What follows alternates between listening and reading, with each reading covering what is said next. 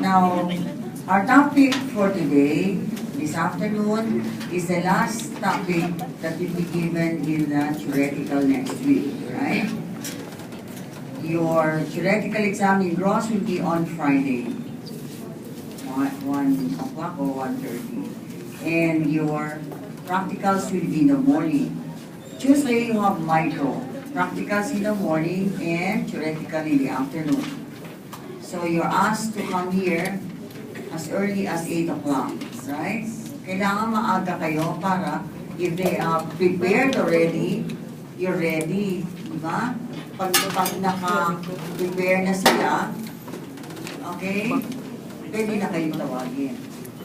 And please don't bring any electronic device, okay, like the cell phones where you can communicate with one another, right? Okay, kahit na anong electronic device. Okay, we will not allow them. Okay, so I did not prepare for some LCD projection, no? Kasi anyway, this will not, kasi ang pinipili ko mga mother, di ba? You won't be having any practicals. So, yung projection na yon, doon na lang sa first laboratory after the midterms.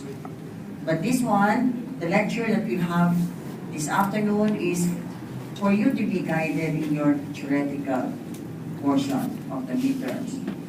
Okay, so the topic for today,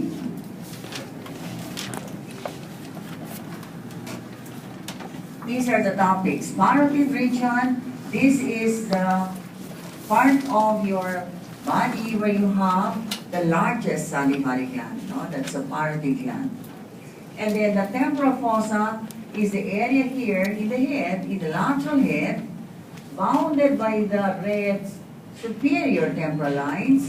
This will be the temporal fossa.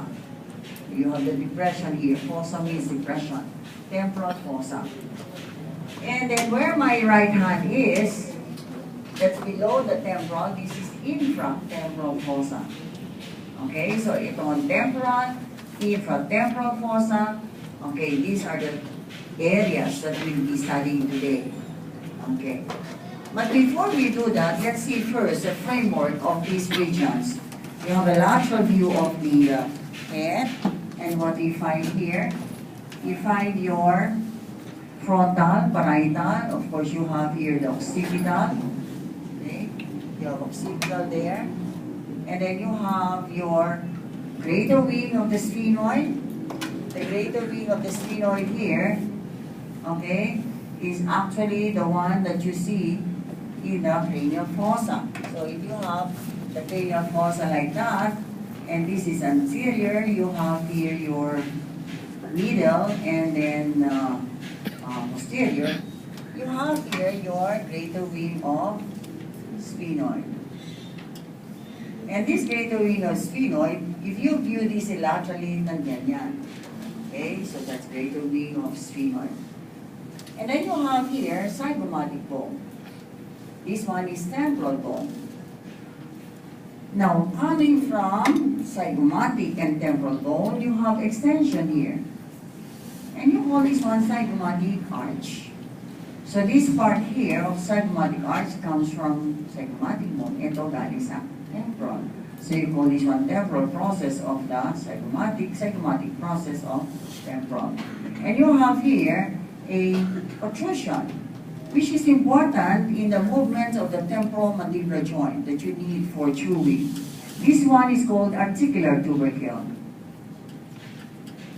Okay? So this is needed for the movement of the temporomandibular joint. So before we see this joint, let's see first the mandible. If you have the mandible here, this one is the body. Ramus means branch, so you have here the two rami. Between the body and the ramus, you have here the angle. Body, ramus, you have the angle. Okay? And at the upper surface of the body, you have here alveolar processes and sockets for the lodgement of the lower teeth. But then if you have lost your teeth for so long, okay, na-absorb to. Okay, dissolve yan. So you can see that the mandible is getting smaller. So mag-change yung shape nung pasyente, right? So dito, wala nang mga alveolar sockets. Okay, merong isa. So isa lang pala yung tooth niya, no? So you have here your alveolar processes and sockets. And then here, the rhombus, you have here two protrusions. One in front, this one is coronoid process. And one at the back, okay, is the condyloid, or you call this the head. And this is the neck. Between the head and the temporal bone, you have here the important joint, temporomandibular joint. Okay? And the temporomandibular joint is between the mandible, the head of the mandible, and temporal bone. And this is the joint that you move during chewing. So you have your temporal bone, this is mandible. This joint is the one that will move your mandible, okay, in several directions. You can have the temporomandibular joint or mandible move down, depression of the temporomandibular joint or the mandible. You open the mouth, you elevate it, close the mouth. You move it forward, that is protraction. You move it backward, retraction. Or when you lateral chew, there is an alternate protrusion at saka retraction, no?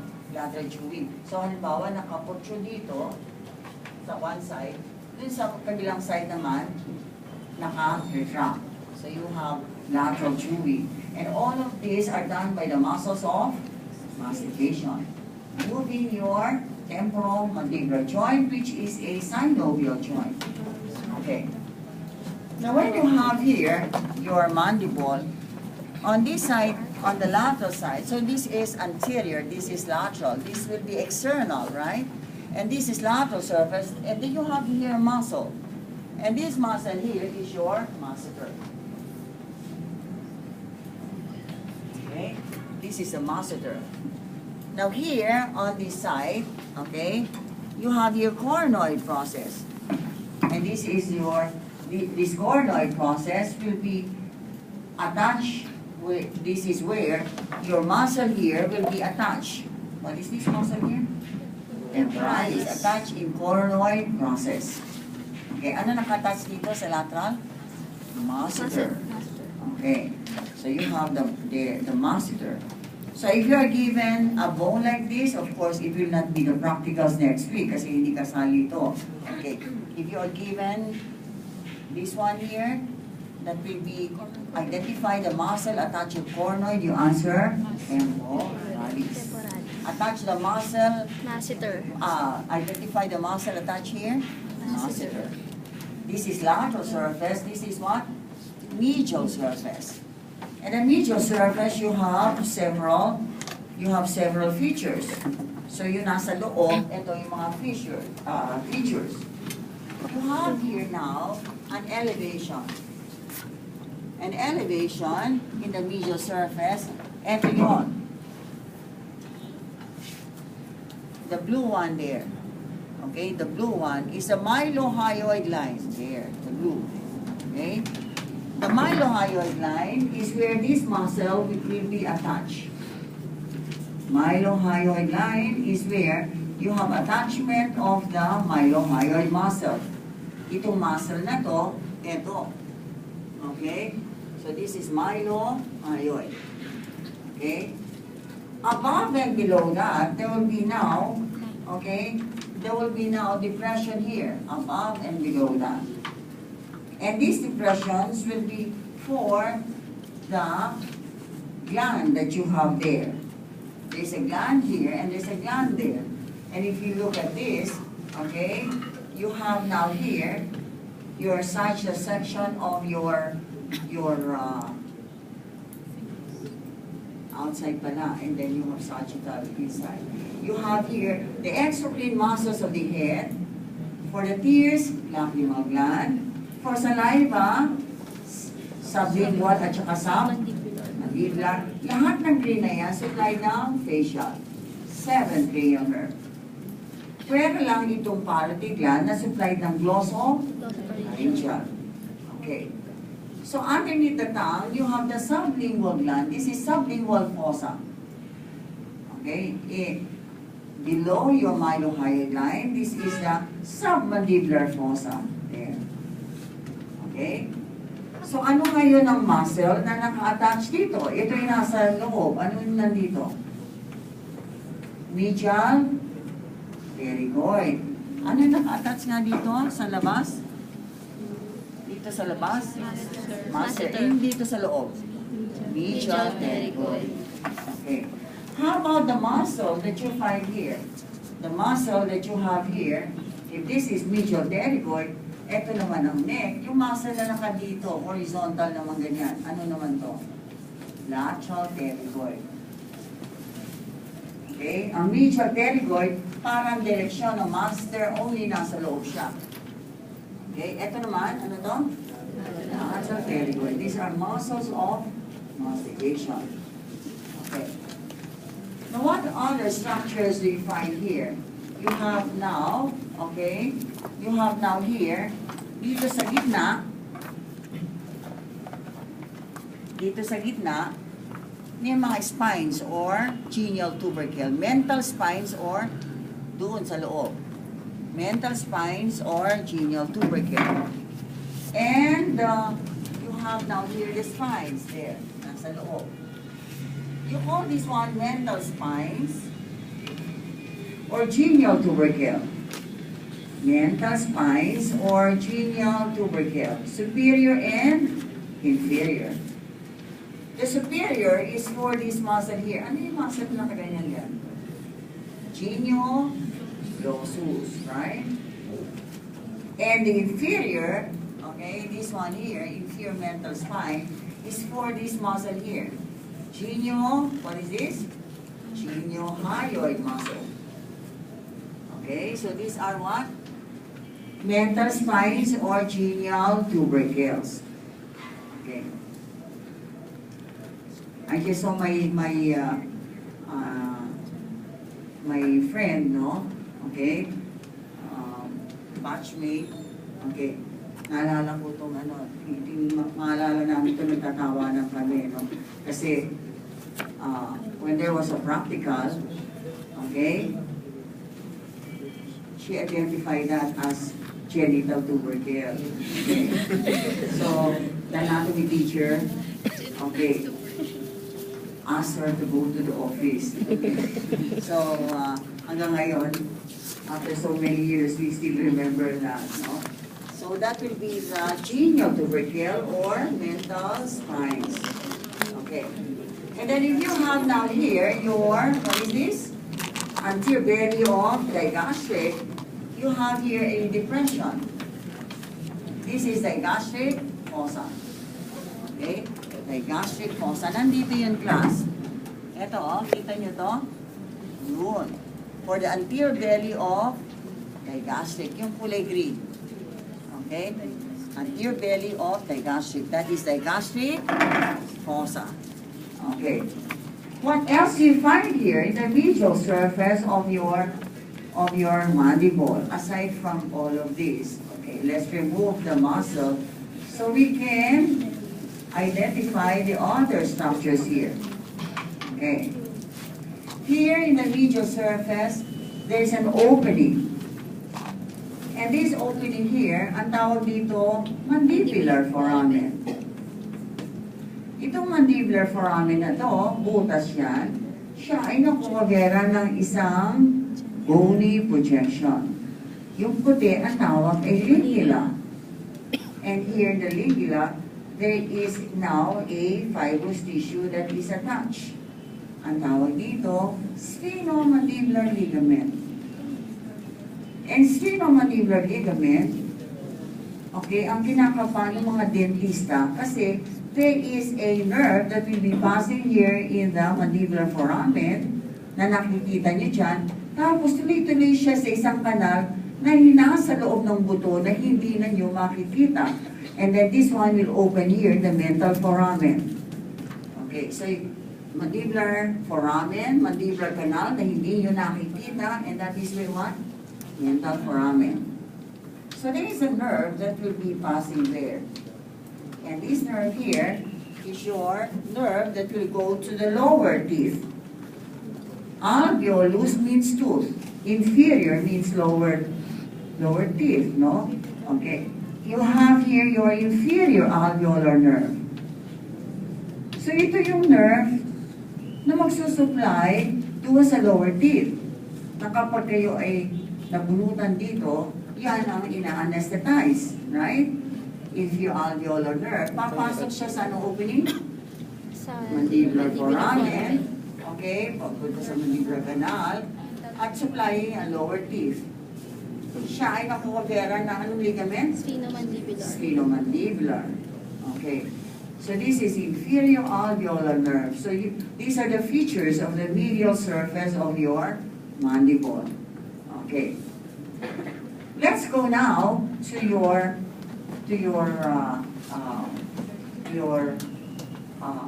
other, okay, here in the parotid gland. The parotid gland is the largest of all the salivary glands. Okay. Pwede ba makahingi na isang ano? Share mo lang dito.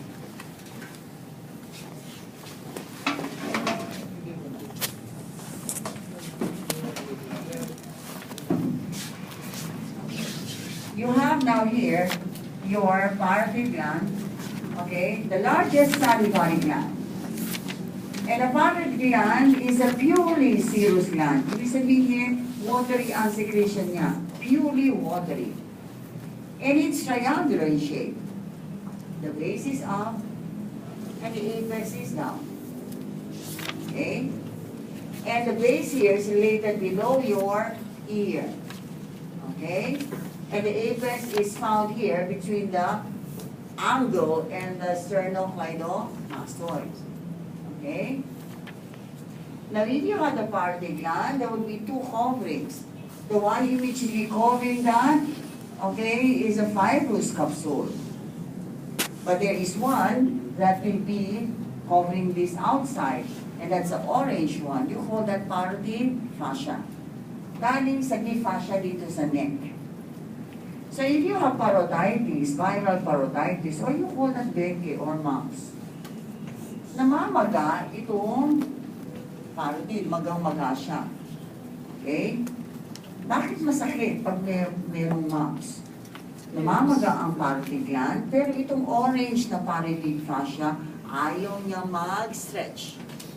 So, ang sakit-sakit. Kasi namamaga ang parotid, nagkakasya doon sa parotid fascia na ayaw mag-stretch. So, it's producing pain. Another feature of parotitis, for example, is there is now a process, an extension of the superior part of the parotid gland. And this one extends there in the temporomandibular joint. Ang tawag dito, glenoid process. Kaya pag may mumps, okay, masakit during eating. Okay, during chewing, masakit siya. Kaya talaga pag ganito na lang kayo kukonte? Ha? O maraming nawala? Marami pong na-drop. Hindi, maraming absent? O maraming nag-drop? Same. Parehas. Pareho? Ang nearly 4. Kasi parang binoy cut ako. 4, 8, 9, 10, 11, 12, 13, 14, 15,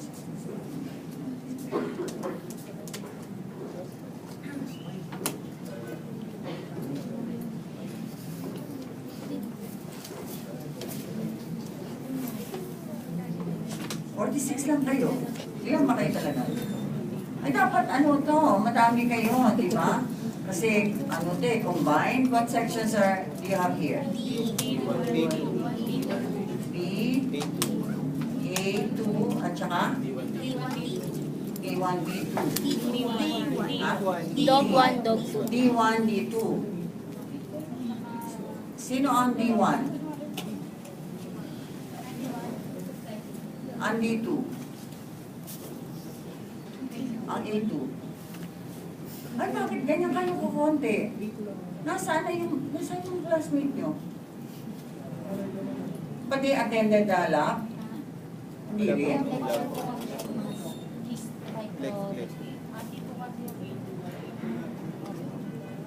Oo nga.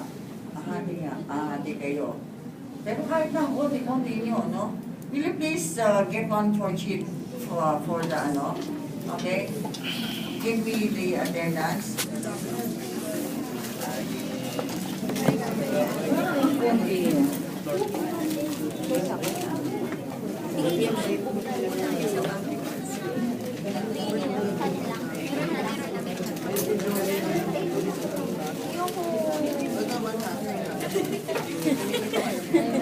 So, ay.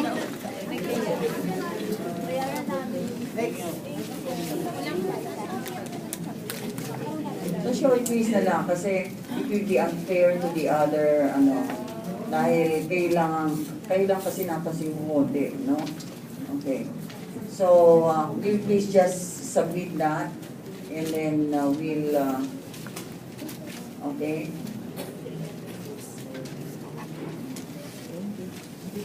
Anong date yan?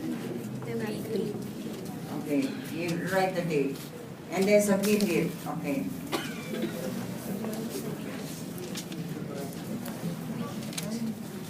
Lagi na natin sa please.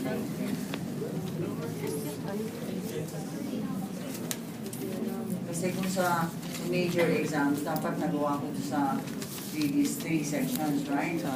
Kaya lang, hindi naman sila ganyan, ano? Parang muna pag-continue.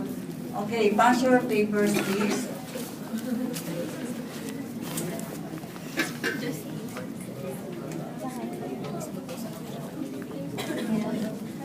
Pakilagay sa isang papel.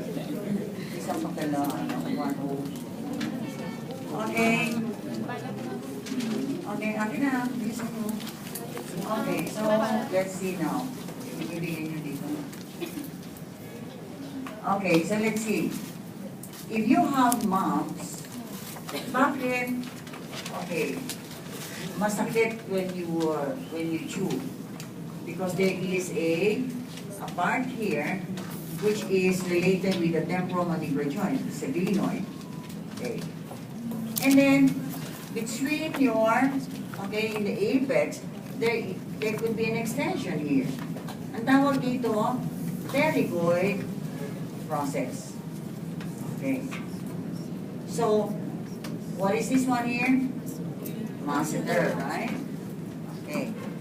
So you have here, what's this? Masseter. Ano naman nandito? Medial pterygoid. So yung pterygoid process, pumunta sa pagitan ng ramus at saka medial pterygoid. And if you have tumors of the parotid gland, okay, at involved itong nasa malalim na parte, okay, what happens is you might not see any mass externally in the face. Okay, kaya lang, ito, pupunta, because if you have infratemporal fossa here, between the infratemporal is between the ramus and the pharynx. So, ang gagawin niyan, wala nga sa mukha, pero doon sa pharynx, doon siya, okay, you can see the bulging there of the tumor in the pharynx, and so you can have some discomfort or even difficulty of swallowing, dysphagia, okay? So that will be now your pterygoid process. Now, coming from the anterior border, you have here your Stensen's duct. And Stensen's duct is about 2 inches long, and it's about 1 finger breadth below the, what is this? So 1 finger breadth below the zygomatic arch. Okay.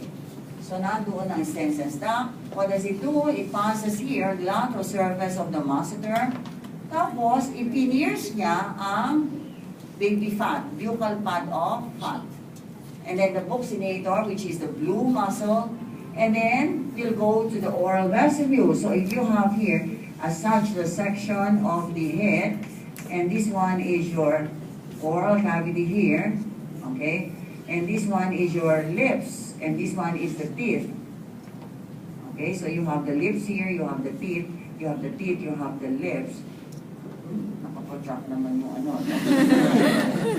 Okay. Anyway, nagkakaintindihan naman tayo. Iba yung naman natin.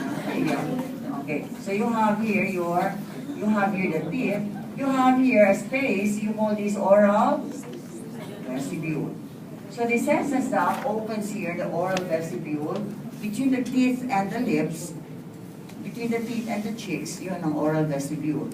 At the level of the, malapit dun sa upper second molar tooth. Okay? So that is your, what? Sense duct. Okay. Now what are the structures that are passing inside your parotid gland? Kaya, baka pag nagkaroon ng tumors at malignant yun, cancerous yun, you can affect these structures here. Okay, what is the nerve that you see there? What is the nerve that is passing there in your parotid gland? If you have here your mastoid process, and this is your styloid process, you have here an opening, stylomastoid Foramen. and this one, you have a nerve.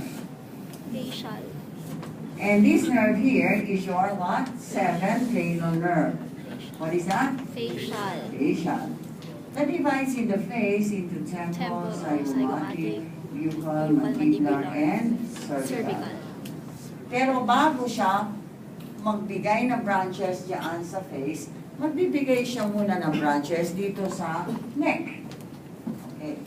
So, upo muna ako. Okay. You have here your mylohyoid. What is this? Anterior belly of digastric. This is what? Posterior belly of digastric. And this one is your stylohyoid.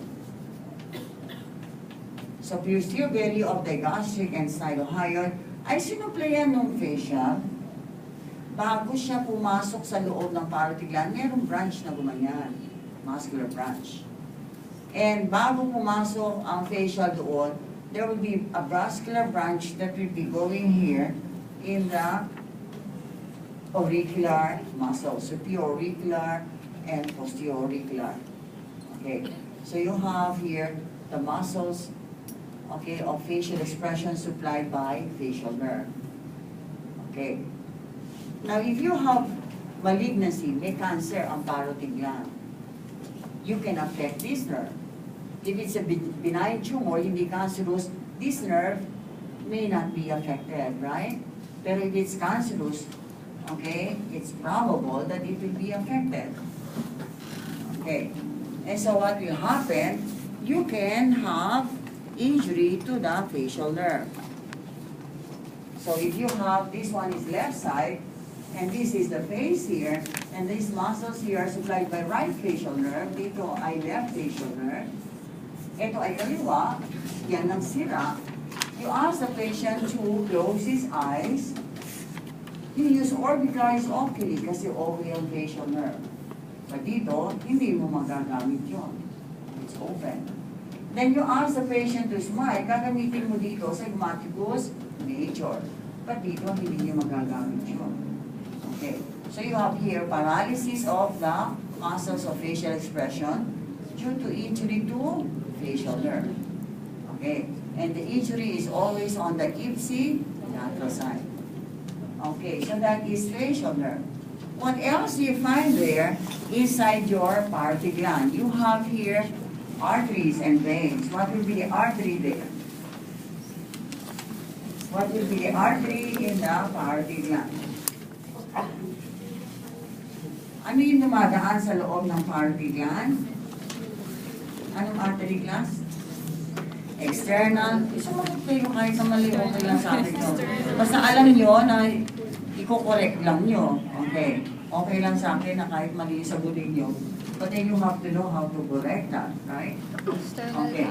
So here, you have your... Okay, nangyayat na ako sa makatulog kayo. You have here, nahuhulog na yung pants ko. You have here your heart, you have here your arch of aorta, and you have here 3 direct branches. So you have your arch, You have here brachycephalic, left common carotid, and left subclavian. Common carotid at the upper border of thyroid cartilage. This one divides into external and internal. So view this on the lateral side. You'll be having something like this. Okay, so you have here your face. Okay, you have here thyroid cartilage. So this one is left common carotid, and this one is external, and this is internal. So common carotid, what is this? External and internal. Internal carotid is one of the blood supply of the brain. So tuloy-tuloy yan sa skull. Ang external carotid, ang maraming branches dyan sa head and neck. Okay? And this is found inside your, what is this? Parotid. Parotid gland. And at the level of the neck of the mandible, your external carotid will divide into two. One, internal maxillary sa infratemporal fossa, and this one is superficial temporal, nasa harapan ng ear. Okay? Sa harapan ng ear. You have here, what is this? Internal maxillary, at saka ito, superficial what? Temporal. Okay, so ano yung nasa loob ng carotid? External carotid. And this will be accompanied by veins. Okay, so what will be the vein there? You have here, accompanying the superficial temporal artery, ano to? Superficial temporal vein. Joining with, ano vein? Internal maxillary. And then you have here a vein that you find inside the what? Parotid. Anong vein yun? Retromandibular vein. The other name? Posterior facial. Okay? And retromandibular vein will have two divisions. Anterior division and posterior division. So this is anterior division. This is what? Posterior division. The anterior division will join with this vein. Facial. Okay. This is anterior facial. Anterior facial. Kasi ang ibang pangalan ng retromandibular ay Posterior facial. so anterior division joins with, what is this? Anterior Anterior facial. You form here common Facial. At yung common facial, pupunta dito sa vena kasama ng common carotid. What is this? Internal jugular vein. Okay, so anong vein to? Internal. At yung internal jugular vein ay nakukubera ng muscle. What muscle is that? Sternocleidomastoid. So you have down here, this muscle here. Okay? Ano muscle yan?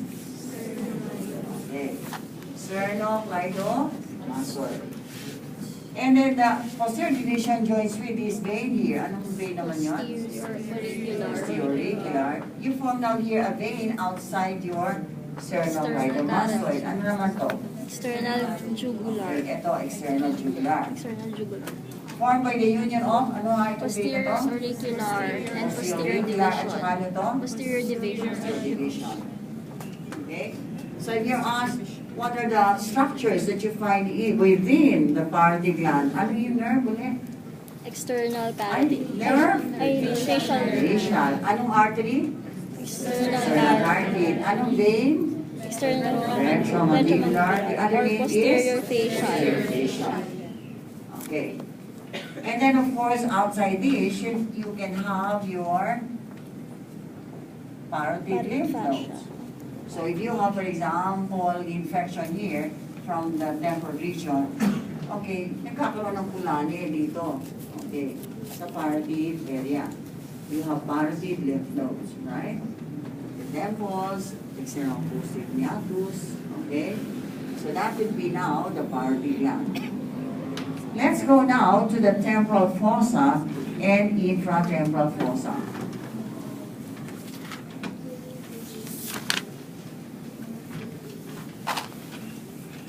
Okay, so let's have the temporal fossa. The temporal fossa is bounded by what lines?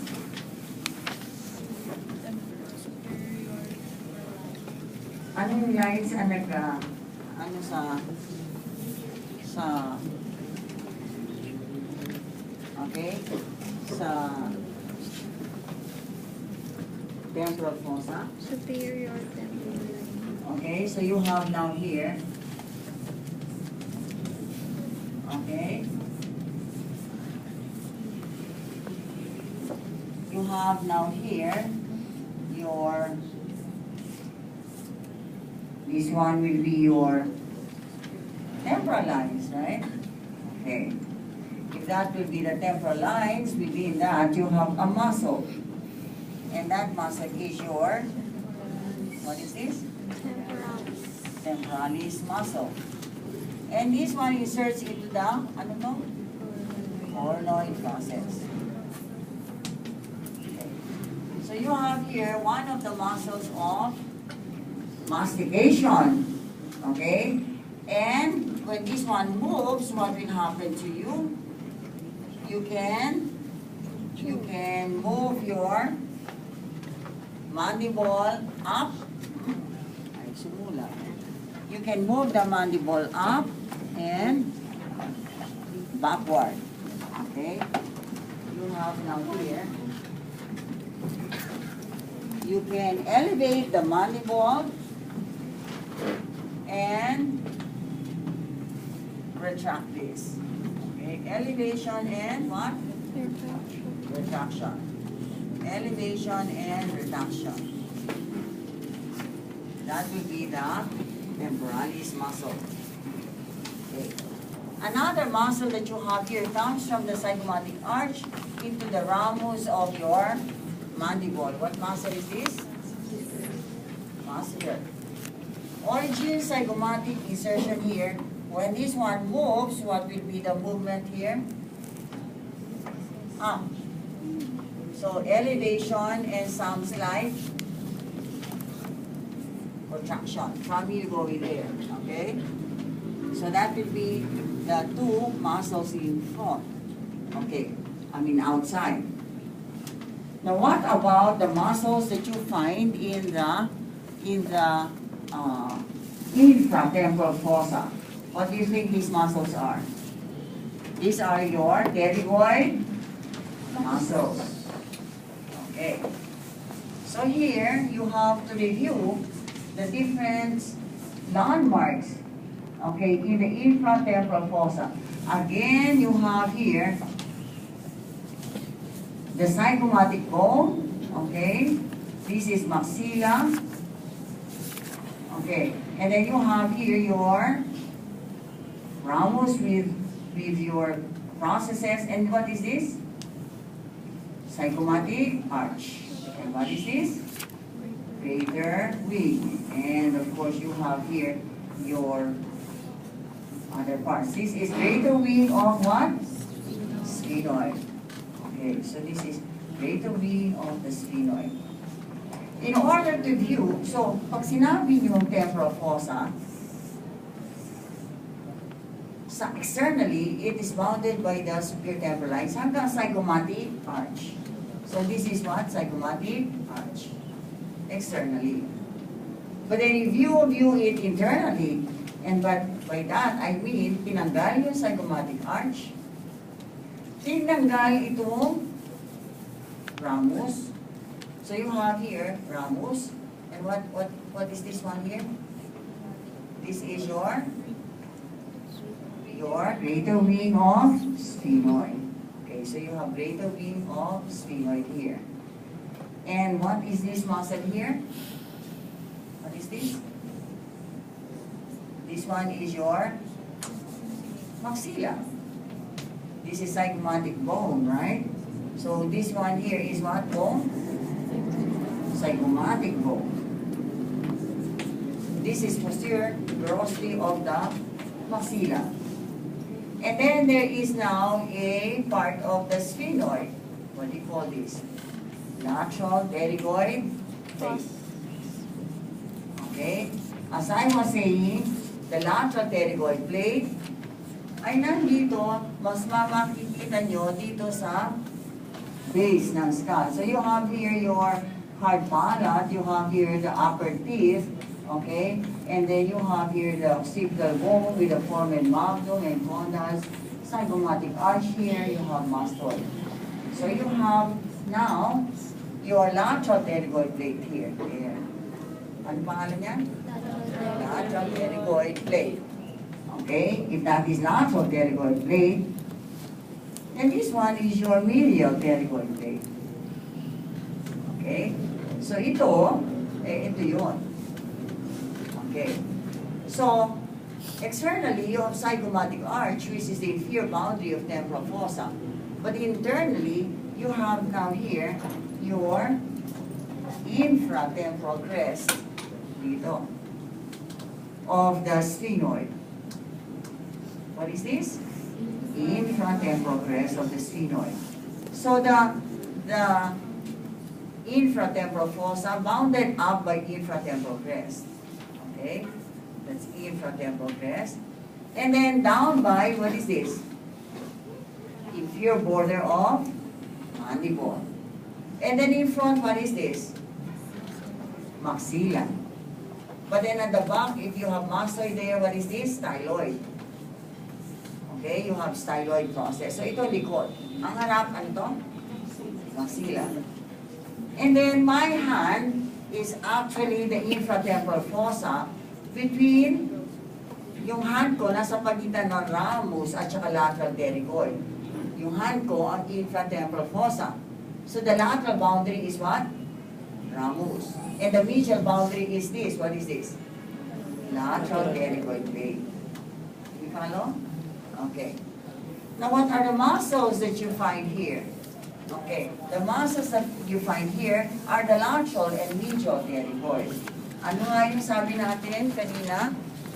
Yung nandito, ano? Masseter. The same direction but inside, what is that? Medial pterygoid. Okay? So you have here the medial pterygoid. So the medial pterygoid muscle is the one that will be coming from, the one that will be coming from your, okay, will be the medial pterygoid muscle is the one that will be having two parts, superficial and deep. Okay. So itong ano pangalan itong green? Lateral pterygoid blade. Itong side na to, lateral surface. Doon sa loob ng green, medial surface. So medial pterygoid comes from the medial surface of what? Lateral pterygoid. And then coming from posterior tuberosity of the maxilla. So pareho siya ng direksyon ng masseter. And it has the same what? Action. The action is insertion, origin, you elevate, and may konting contraction. Okay? Ano yung nandoon? Temporalis. Ano ginagawa ng temporalis? Elevation and retract. Masseter, ano? Pareho na medial pterygoid, elevation and konting contract. Okay. How about your lateral pterygoid? Lateral pterygoid comes from the blue infratemporal crest and the lateral surface of your lateral pterygoid there. So it has upper head and lower head. Okay? Upper head and lower head. At kailangan ibalik po itong, you have here the head of the mandible. This is the neck. This is the head. This is the neck. Okay, like that. So this one inserts into the neck of the mandible. Neck. Okay? And also in the disc of the temporomandibular joint. What is this muscle here? Lateral pterygoid. And what is the action again? From here going there, gaganyan siya. What is that? Contraction. And there will be some slight what? Depression. But the main depressors of the mandible are the muscles that you find here below the mandible. Okay? These are the muscles that will be myohyoid at saka ano to? Gastric. Sila yung magpapa-depress, magpapa-open ng mouth. Okay? At tutulungan lang ng, ano tong orange? Pterygoid. So when this suprahyoid muscle depresses the mandible, so ganyan na siya. Okay? So depress the mandible like that. Itong angle ng mandible unnecessarily will be impinging on this muscle here. Anong muscle to? Sternocleidomastoid. Okay. Para hindi niya magawa yan, this will have to be moved forward, and that is done by the orange one. What is that? Lateral pterygoid. It has to be moved forward by the lateral pterygoid. Okay? So that will be now your muscles in the infratemporal fossa.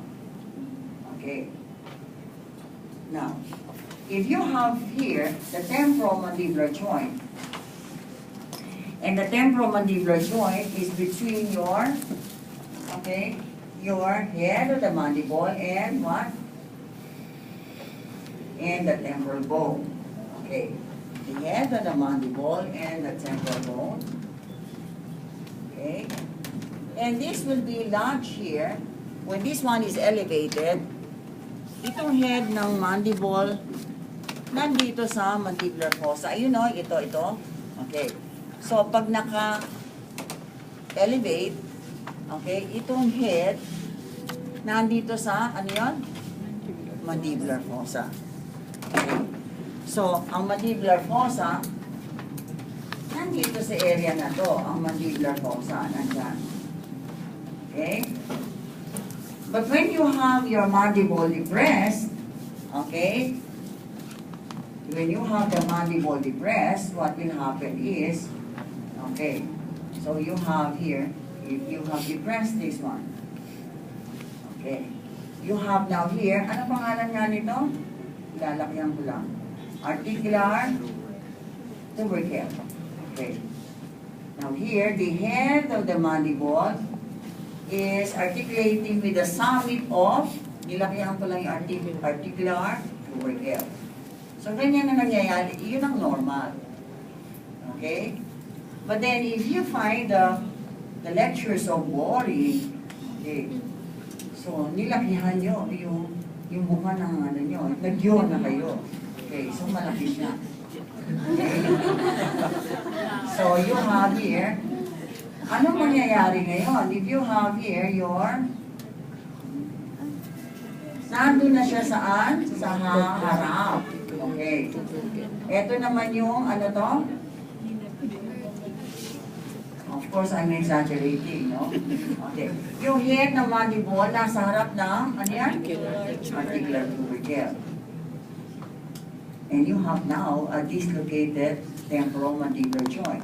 Kasi dapat, kapag nakadepress, itong head nandito sa summit ng, nandito lang siya.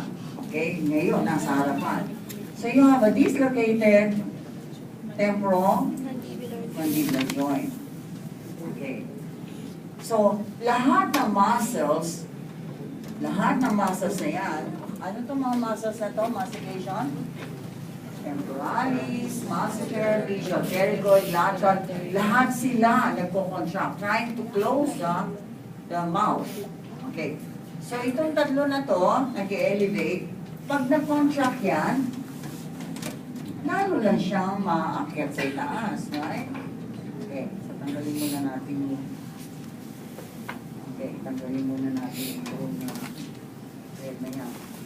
Lalo lang mapupunta to, papataas, right? Okay. And then the lateral pterygoid, papunta, protract, lalo lang siya mapupunta sa harapan ng articular tubercle. So what do you do to reduce your dislocated temporomandibular joint? So pag meron ganyan at hindi maisasara-sara, lahat ng apat na muscles na yan spastic. Yung tatlo nag-elevate, lalo lang siya na nataas.